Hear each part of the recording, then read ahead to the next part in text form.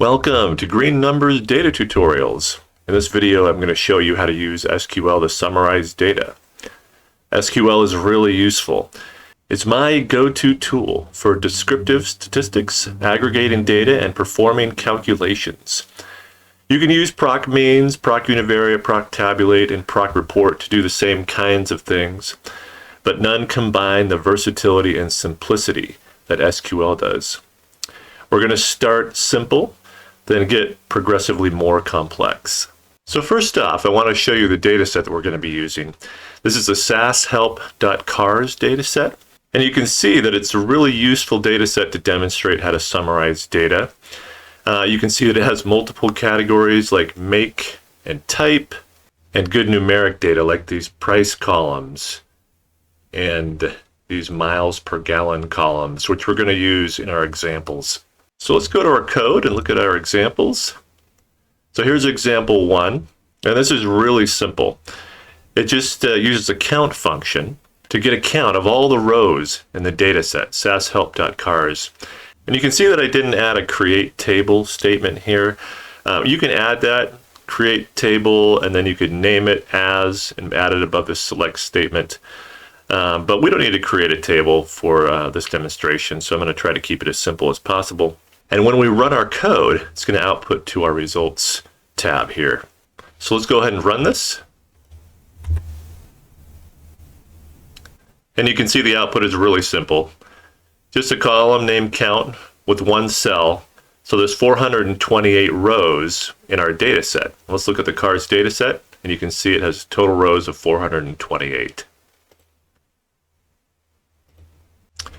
So example 2 is very similar to example 1, but here we've added a group by.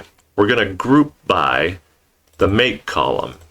And here we've added the make field so it shows up in our output. And we're also ordering by count, but in descending order.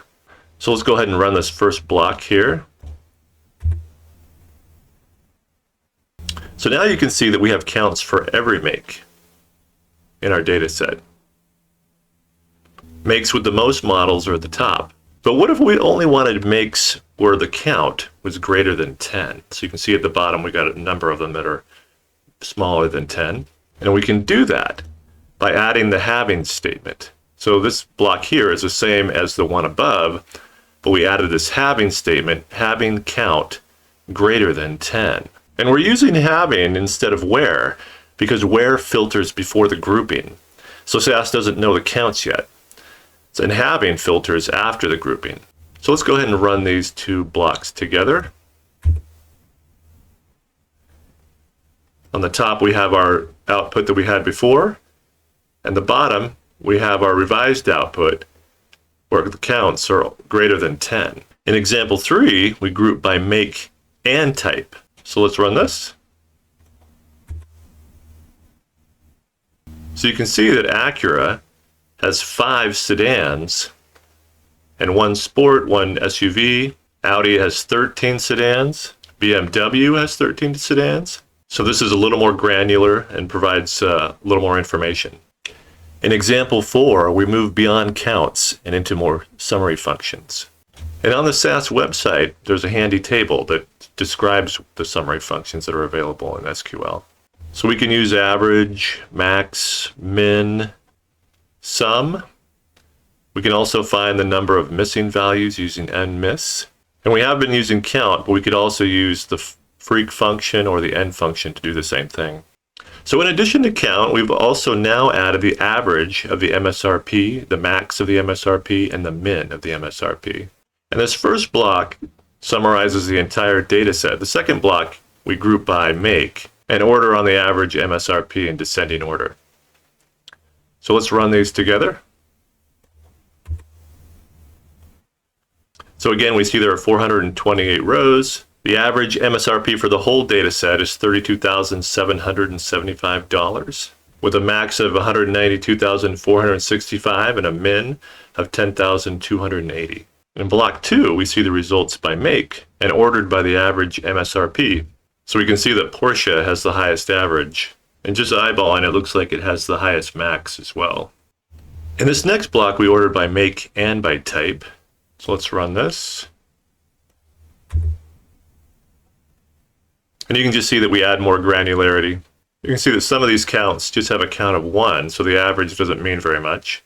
And neither does the max and min. But we can see that the average price for the Acura sedan is $34,772, and the minimum price is $23,820. In block 4, we add descriptive statistics for miles per gallon, and we order on average miles per gallon. So let's run this.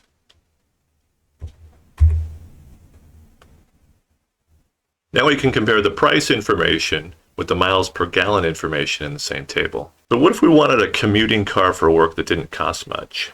For example, a sedan less than $25,000 that gets more than 35 miles per gallon. Well, in example 5, that's what we do by adding a case statement and a calculation. Now remember that a case statement is like an if statement. So if type is sedan and MSRP is less than $25,000 and miles per gallon highway is greater than 35, then return a 1, else return a 0. Now the sum function sums up those ones, basically serving as a count of all the rows that meet our criteria. I also added a calculation by dividing the number of cars that met our criteria by the count of the total in their table. And because both of these columns were created in our select statement, we need to add the calculated component in front of both to avoid the error. And then block 2 is the same as block 1, but now we're grouping by make and ordering by the number of cars that met our criteria. So let's run these blocks together. So there were 19 cars of the 428 in our data set that met our criteria. That's 4.4%. When we look at our more granular table, we see that Toyota has the most at 6.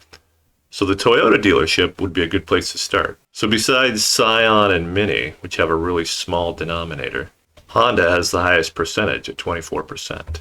So if you knew this was a sample of cars available and not a comprehensive list, then Honda dealership would be a good place to go as well. Chevrolet has 3 cars that met our criteria, but that's only 11% of the total cars they have available. So if we went to the Chevy dealership, they may not have the cars we want in their inventory. And that's it for this video. Hopefully you saw how summarizing using SQL can be a really useful way to use data to make decisions. If you found this video useful, please give it a thumbs up and be sure to subscribe to get more content. Thanks for watching.